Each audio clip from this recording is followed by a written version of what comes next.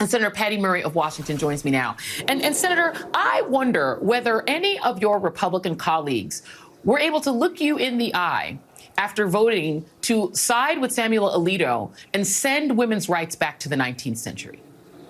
No, Joy, they are not. They are sidetracking everybody with conversations that have nothing to do with the reality of the laws that they are now passing in states across the country and with what the leaked Supreme Court decision will do, which will basically mean that politicians, not you, will decide your future and your choices for your own body.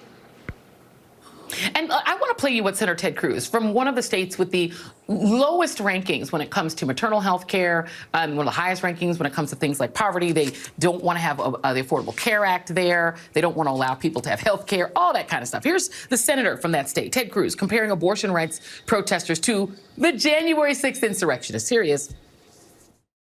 What we're seeing, these images are the latest manifestation of just how extreme, just how radical the Democratic Party is getting. Today's Democrat Party believes in violence. They believe in mob rule. They believe in intimidation. These thugs have no business at the private homes of any government officials, these Supreme Court justices or anyone else. On January 6th of 2021, you had tens of thousands of people peacefully protesting, and yet the corporate media and Democrats slander them with the made-up term insurrectionist.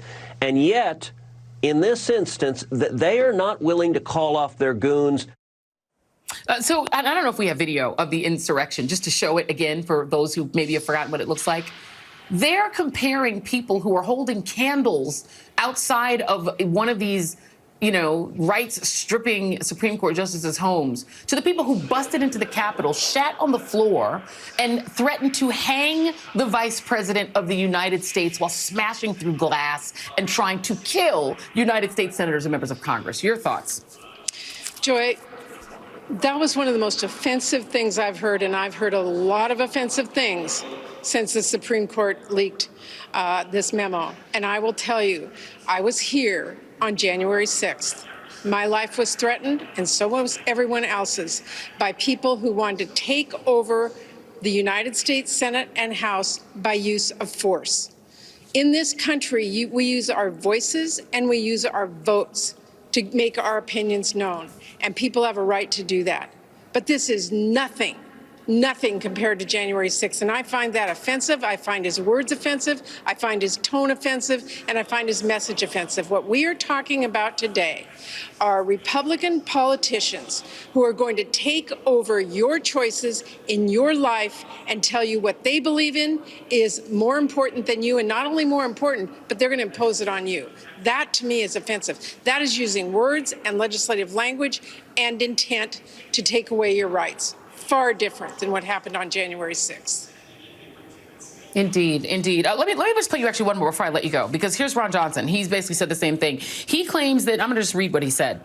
He says that he expects abortion to be a non-issue in his re-election campaign. He says it might be a little messy for some people, but abortion is not going away, he said, saying that driving across state lines to Illinois would likely be an option if women just want to exercise their rights. I just don't think this is going to be a big political issue. Everybody thinks it is, because it's not going to be that big of a change.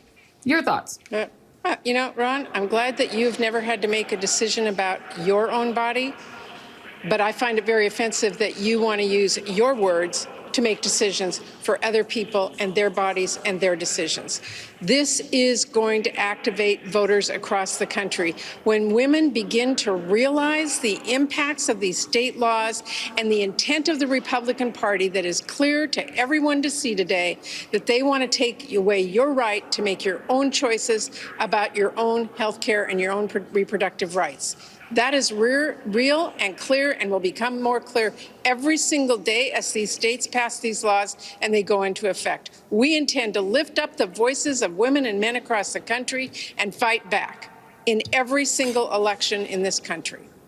Yeah, let any of these states make Viagra or Cialis illegal and say Ron Johnson and friends can drive across state lines if they want to get that drug, and watch them go absolutely as crazy as they went when they were told, please wear a mask so you don't give people COVID. Senator Patty Murray, thank you very much. Really appreciate you. And with me now is Representative